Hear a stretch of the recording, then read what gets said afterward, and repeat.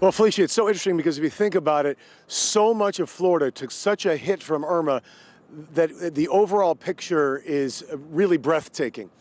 When you drill down and look at the individual communities that have been hit and the problems they're having, and then you drill further down into the lives deeply affected by this storm, that's the real story here. Now I want to go up above the Sable Chase Apartments here in Fort Pierce off Okeechobee Road and show you Sky Drone 25 exclusive video of Sable Chase and the flooding they're experiencing here.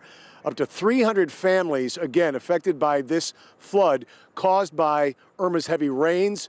10 inches of rain here during the height of Irma yesterday, and Fort Pierce felt the deluge as well as those very, very high wind gusts. The story here is not, right here at Sable Chase, is not downed power lines. It is the water that rushed into apartments and cost a lot of people their very lives as far as their material possessions go. They've had to leave, and these may or may not be places that can be recovered because they have as much as half a foot of water in the apartments, and very few people saw this coming, even though there are ponds around Sable Chase. Again, they've evacuated somewhere between 700 to 100 people. Right now, the Fort Pierce police are ferrying people back and forth. Some of the upper level apartments are actually habitable right now. What's interesting when you consider all this flood video we're showing you and the flood waters themselves is apparently the power is working, but Fort Pierce has a lot to deal with, a lot of cleanup to do. The story could have obviously been worse, but there's a lot to talk about. I want to bring in Ed Cunningham from Fort Pierce Police now. Ed, thanks for joining us. I know it's been a long stretch of days for you. Let's talk about what people are facing today. Let's first talk about just getting around Fort Pierce. I know there have been curfews in St. Lucie County. I know that some of the roads are unpassable. What's the current status? Well, last night, as the rains got heavy that you were talking about, yes, roads became impassable. Some of them are getting cleared, but actually we don't have a curfew going on in St. Lucie County right now. But what we do have is a lot of standing water, like you can see behind us, and that's a pretty dangerous thing for people to try to drive through it. Earlier today, it was a bit deeper, and as cars were driving through, they were getting stuck. And this is the only way in and out of this apartment complex, so therefore, if there was an emergency, police and fire rescue would not be able to get in. They couldn't get to them. That's why you brought the SWAT. Where was the decision made to bring out the SWAT vehicle and use it in the fashion you're using it? Well, this big vehicle we have, it's a former military vehicle. We use it to rescue. It's a high water vehicle that can get through these waters. It's very visible. People know what it is when they see it, and it's working very effectively to shuttle people back and forth. We're actually working as a ferry service right now to get people from this complex, which is flooded from end to end, out to the parking lot out front or someplace else where they can go and be safe tonight. Now, what about the water situation there? You said the water's down. We took a look at it earlier, deeper into the complex. I mean, you can't wade through it. It's not a good idea anyways. It's not safe. You said the water's dissipating. Does anybody know where the water is going? Is it going back into the pond slowly? Is any other kind of water mitigation going to be done? Well, there are ponds on this property here, but just like everywhere else, everything is full and it just takes time to drain.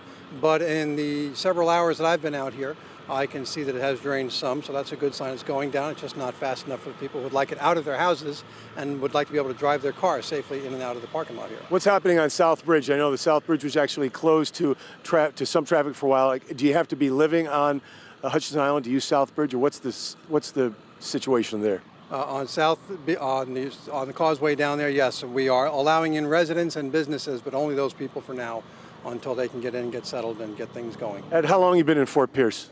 I've been in St. Lucie County about 13 years, but in Fort Pierce here about a year and a half. So you've lived in the county long enough. We see a lot of storms. We know it's South Florida. We know it floods.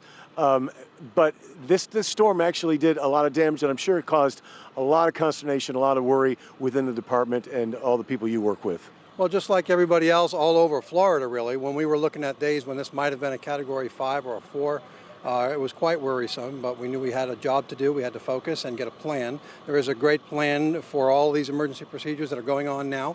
That's all made at the level of the state and the county and working with the city and the police department and all of the organizations in this area working together. And so we just knew to focus on the plan, follow through with it, carry it out, have our equipment ready, and we got great people willing to go out there and do what needs to be done to get the town back in order as quickly as possible. You have any problems here in Fort Pierce as far as people getting where they need to go? Have you had stranded lighted cars. I think it's remarkable the Walmart's open. It's great.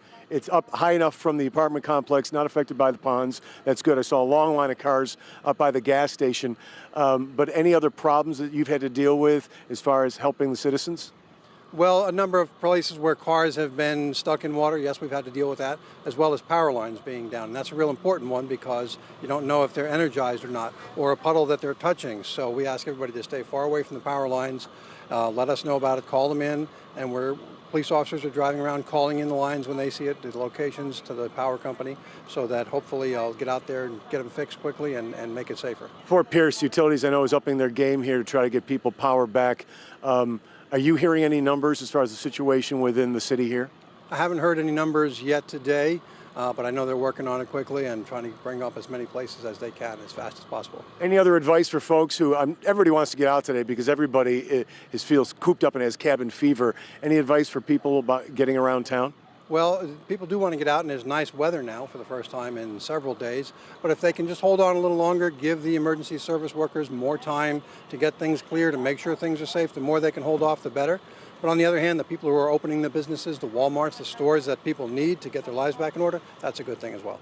How are your people handling the shift? Because I know they've been working probably constantly.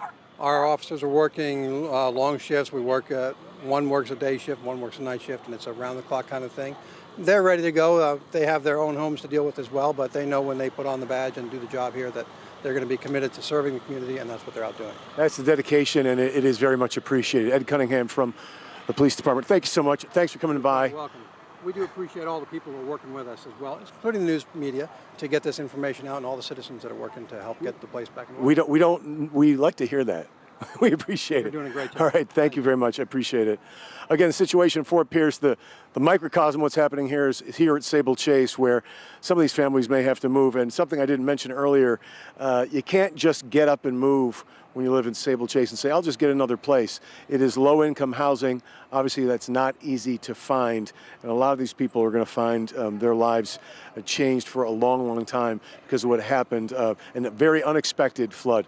Right now, let me go to Ari Height, who's also here in Fort Pierce. Ari?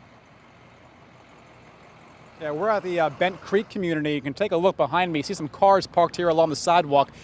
That's really their only option for a lot of these vehicles. They can't make it into their community, and let me show you why. Because this is the entrance to their community. I'm going to start walking back through here, and you'll see. Right now, it's only about a couple of inches, but the more we go back, you can't walk through here. You can't drive through here. Certainly, right before we came on the air, you might have seen a tow truck coming right behind me. That's what residents here have started to do right now. They've called a tow truck. A flatbed is then taking their car out of the community, and then they're going to hop off of the flatbed, and they can drive around for a little while. If they want to get back in, it's got to call the same flatbed. That's the only option they have. I've seen some people taking boats through here. I've seen some people taking large trucks or just walking. The water's up to here, though, so who wants to walk through that? Let me go ahead now and show you some video from inside this community. You'll see it's just as bad as it is outside the community. We were able to ride around for a little bit earlier today, and the water in there also about waist high in certain places. Talking to some residents, they tell me that the water, fortunately, has not actually gotten into their homes, though it was getting within an inch or two of their homes, so they were fortunate enough that they did not have to deal with water inside the home. You'll see some of the water, though, right about the height of a fire hydrant. So the whole thing is pretty much underwater. I talked to somebody who just came out a short time ago, and he said the water is receding slowly, but it is receding.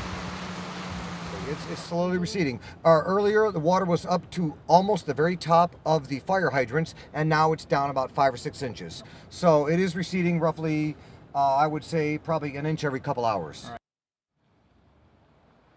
Yeah, it may be receding, but certainly not fast enough for these people who want to get out of their houses. They've been cooped up for a couple of days. You can see that's the kind of vehicle you need, though, quite frankly. I'm not even sure if that's big enough to get through this kind of water. I've seen a lot of vehicles get stuck out here earlier today. People have gotten a little bit smarter, just parking their cars, or like I said before, grabbing those flatbeds, and you really can't go all that fast through there. Like I said, people want to get out of their homes, and they don't have much of a choice. We were just talking to a family that came by here a short time ago, and they were saying they would like somebody to come out here and help them. They don't understand why all that water's in the community. They're not sure where it's coming from. But Todd, they want to get some help. They want that water to go away. They want to be able to leave their homes. Right, and Ari, the thing is, the upside is we are in South Florida. It's a sunny, breezy day. This water will dissipate. The water will recede. I mean, you can see this car is running through this part of Sable Chase now. It'll be a few days, but we're going to get back together, and people will get their lives back together as well. Ari, thank you very much. Ari Height here in Fort Pierce with me. Let's go back to the studio.